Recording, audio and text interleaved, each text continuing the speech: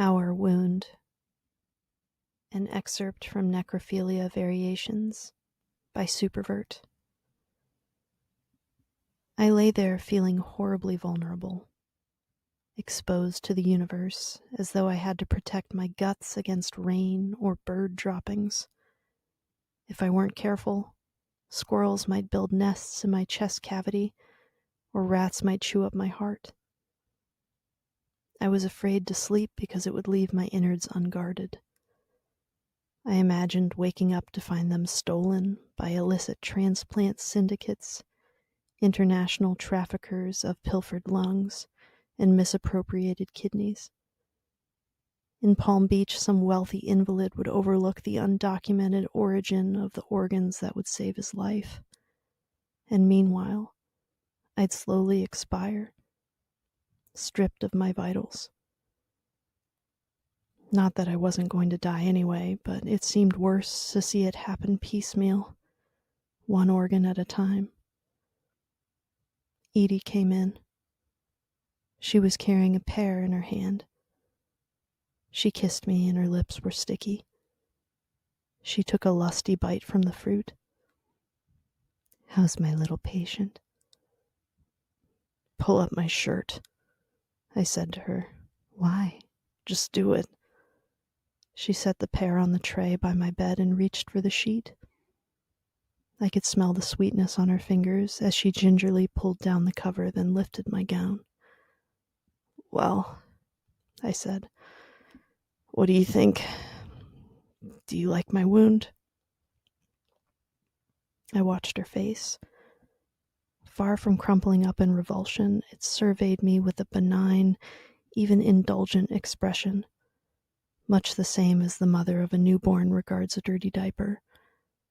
Pure love had overcome innate disgust. "What do you mean, your wound?" "What do I mean?" "Yes," she said. "Don't be silly. That's our wound." "Our wound?" "We always share everything, darling.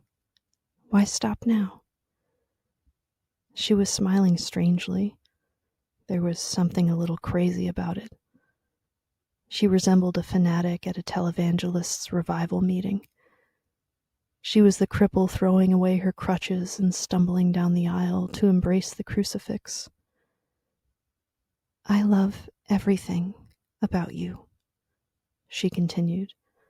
"I love your eyebrows, your fingertips, your toes, and I love your wound, too." "Great," I said. "A necrophile loves death. I wonder what they call somebody who loves a wound." "They call that a wife." She pulled the crisp white sheet back up to my chest. She gently tucked it around me and kissed me on the forehead. She picked up the pear and took another bite. "That's easy for you to say," I said. "You don't hurt like I hurt." "Your half of the wound is just in your body. Mine is here." She put her hand over her chest, like someone about to make a pledge. "There is no painkiller for what I feel. No IV can soothe the ache in my heart." "Oh, cut it out," I said. "It's my wound, and it's going to be my death, too." "If you die," she said, "so will I." "That's just a metaphor." "No, that's just love." I turned to face the wall by the bed. The wall, I thought, is death. This is just a pause, a freeze frame, as I'm being hurtled into it. To die is to smash into an infinite white plane. "Do you want a bite?" Edie offered me the fruit. I could see the marks of her teeth in its flesh. It looked injured, like me. "No," I said. "I don't like pears." I could see the mascara blurring at the edges of her eyes. She was going to cry. Suddenly I felt guilty. Guilty at leaving her. Guilty at abandoning her. Guilty for making her go through this. Was it cruel to die slowly? Sadistic to linger? Would it be altruistic or even noble to kill myself after she'd left for the evening?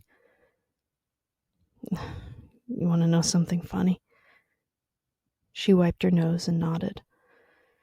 Ever since I regained consciousness, I said, I've been tormented by the thought that anything I say might be my last words.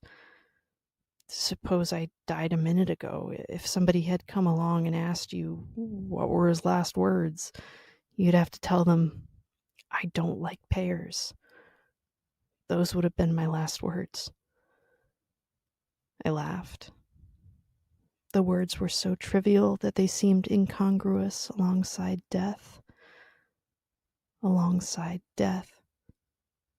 It was like dying while you were brushing your teeth or taking a crap. There was nothing great about it, nothing grand, and that, I realized, was what I resented about my wound. It was taking me away in a stupid and banal way.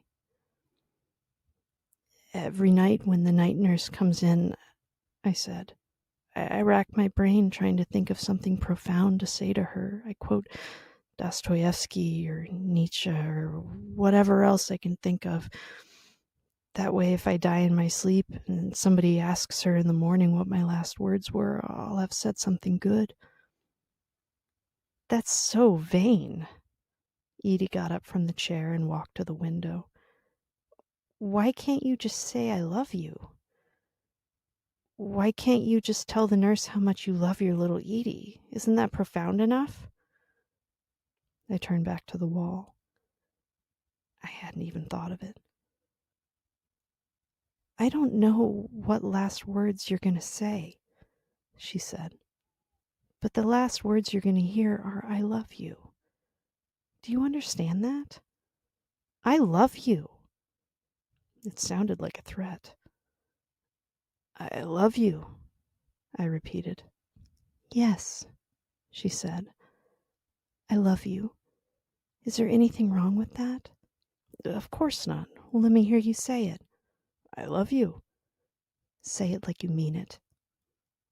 I love you. Good. She opened the window a few inches. Anyway, please let's not talk about dying anymore. I think we're getting better.